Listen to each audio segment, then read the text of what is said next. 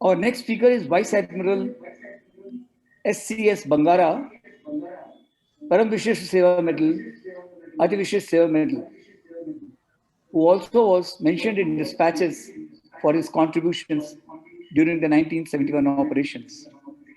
Admiral Bangara, a anti-submarine operations specialist, during his distinguished career has held a number of important appointments, including the SITS Ops, Commandant NDA, and Commander-in-Chief Southern Naval Command. A sailor scholar par excellence, post-retirement, Admiral Bangara is active in spreading knowledge and has written a number of books. He was part of the team which conducted the most audacious naval operations during the 1971 war, which substantially degraded Pakistan's capability. Yes, it was a raid of Karachi port by mission missile boats, known as Operation Trident and Operation Python. Over to Admiral Bangara to commence his talks. Well, ladies and gentlemen, I didn't know what General V.K. Singh was going to say, but I also thought I'll give a brief overview of the geopolitics, because without which nothing makes sense. But before I go to that, very briefly, 4th December was declared the Navy Day after the historic attack on Karachi by 3 missile boats, accompanied by 2 escorts, on the night of 4th December 71. That was called Op Trident, and Op Python followed soon thereafter. It was meant to be 6th, 7th, but had to be postponed due to weather conditions, and it was done on the night of 8th and 9th. 1 missile boat from the Western Fleet took part with the 2 escorts. We were too young to know how many such attacks were planned by the senior echelons at Delhi and Mumbai. Each of the orders was issued when we were at sea, and as always, they contained specific details relevant to the participants. Significantly, in August 71, much before our attack on the Western seaboard, a clandestine naval commando operation, now revealed in a book titled Operations X, had sunk or crippled a large number of ships in the ports of East Pakistan. I recommend that you get yourself a copy of that book. Unfortunately, the author, Captain Samant, who held on to this information till 1 year before he died, has released this book, and it's available, co-authored by Sandeep Unditan. So I will not get into it. What I want to tell you was there was a meticulous planning, and clandestine operations were also taking place at the same time. That it remained under wraps till the details were revealed recently tells us that we are capable of carrying out a number of secret operations, although most people think we leak like a sieve. Well, looking through the rearview mirror, I need to put things into perspective. I was a young lieutenant, a second in command of the boat called INS Veer. 3 of us took part in the first attack. But after 50 years, almost 50 years on this attack, it's imprudent to recount what has already been said for so many years. In a lighter vein, it could be said that many of us have reached the age when we may be excused for stretching our imagination. Having said that, I would rather focus on what has not been shared from a holistic and national perspective. Armed forces do a thorough job of debriefing any action, peacetime or wartime. That is so because we would not like to repeat mistakes that cost lives of our precious manpower. Hence, logically, every action report should also contain facts related to the higher defense management and decision-making capacity and capability, without which the lessons learned are totally incomplete. Ergo, non-declassification of Henderson-Brooks Committee Report of 62 or the war records of 65 and 71 actually inhibit a complete overview of the war. Very few countries after the Great Wars have fought a war that has liberated an oppressed population which resulted in the birth of a new nation. Now, the acquisition of platforms from the Soviet Union was well underway much before the massacre of the population of East Pakistan assumed grave proportions. This is after the 1962 debacle. We had got into all three services into a 20-year plan of induction. Briefly, going to a geopolitical overview. Am I audible? Because I see somebody's intervened. Yes, sir. You are audible. Okay. The then government made an effort to seek the support of the international community, as General V.K. Singh just mentioned, which cold-shouldered most of our efforts. And the reason, some of them he is quoted, and I shall quote one more. Now the whole meeting between Mrs. Indira Gandhi and Nixon are available. They're declassified. You can see them. And you also see the expletive that Nixon used to describe Mrs. Gandhi, talking to his associate Henry Kissinger. Now, Pakistan, as General V.K. Singh said, was already a member of SEATO and CENTO before that. And it was playing a very crucial role in arranging a meeting between Kissinger and Premier Zhou Enlai on 15th July of 1971. That was too critical for the United States, which resulted in the first visit of Nixon to China in 1972. So that was their national priority. They were not interested in listening to our wars. The USA was in no mood to support us, and much less annoy their good friends Pakistanis, who arranged the entire meeting between Kissinger and Zhou Enlai. The Soviet Union had stepped in to supply us modern equipment when events like even the UK refused to part with submarines for the Indian Navy, even after the whole crew was trained in the United Kingdom. So that was the sort of support we were getting from the West. The Soviet Union stepped in, and we acquired our first submarine much after our neighbor, who had already acquired the state-of-art Daphne-class submarines from France. It is in this general backdrop that I wish to address the War of 71.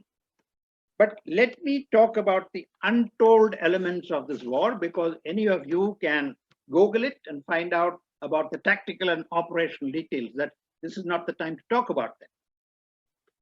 I would like to focus on the subject of the man behind the machine, that's our men, the imponderables during the attack on Karachi, and the impact on manning and training on the Indian Navy to evaluate the Soviet philosophy of fighting wars.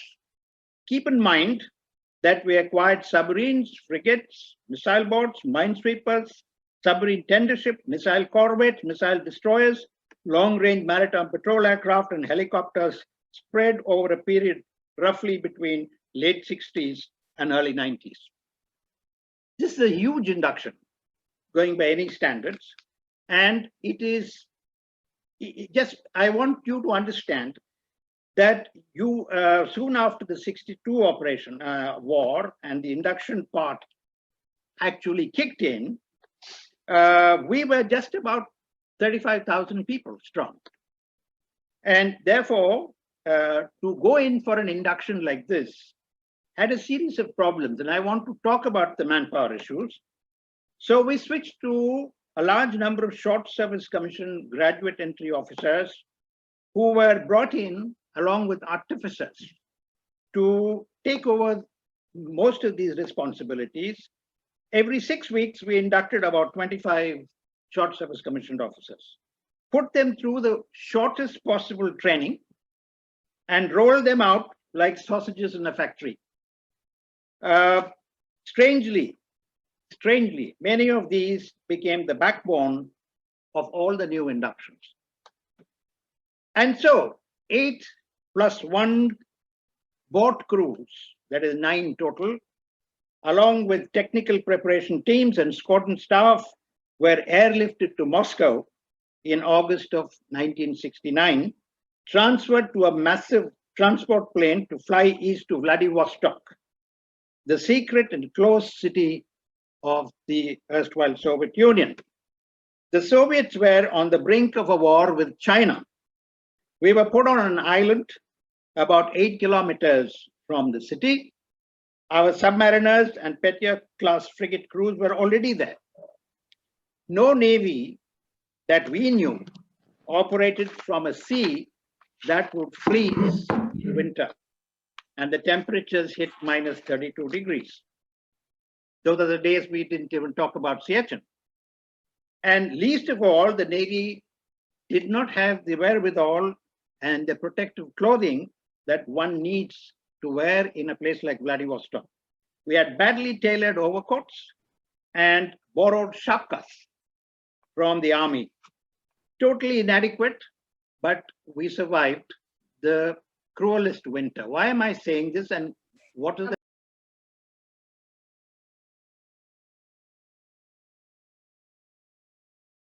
the Soviets, with the politically managed armed forces, were training Warsaw Pact countries. We were the first from the free world in such large numbers who landed up in the Soviet Union. Not used to political commissars overseeing us, Harish. there were numerous conflicts. I am narrating this story because bonding, crew bonding happens in a very, very difficult situation. Just as you're in Siachen, you bond so well with everybody, you have to be in an environment which bonds you. And that's what happened to us. We had very severe weather conditions.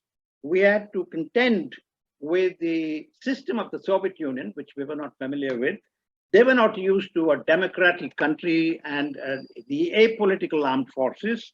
And so there were a number of issues in which we had to constantly, we were in conflict with our hosts. But to their credit, the part of training which is all imparted only in Russian language. So you can imagine, we landed there with just about basic knowledge of Russian. And we were taught only in Russian and went on to technical subjects.